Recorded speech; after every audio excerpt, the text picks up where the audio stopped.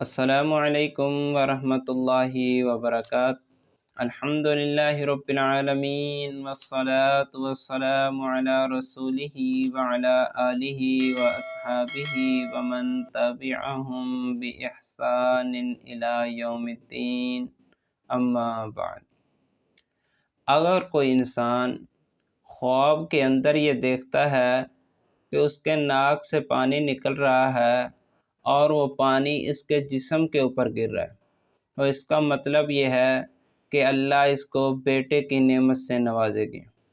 اگر یہ دیکھتا ہے کہ میرے ناک سے نکلنے والا پانی زمین پر گر رہا ہے تو اللہ اسے بیٹی کی نعمت سے نوازے گا۔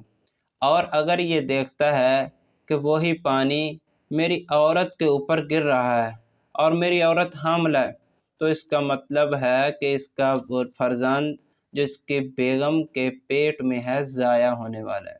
اگر عورت یہ خواب میں دیکھتی ہے کہ اس کا پانی نکل رہا ہے ناک سے اور وہ اس کے مرد کے اوپر گر رہا ہے، تو اس کا مطلب یہ ہے کہ پھر بھی اللہ ان کو بیٹا عطا کریں گے۔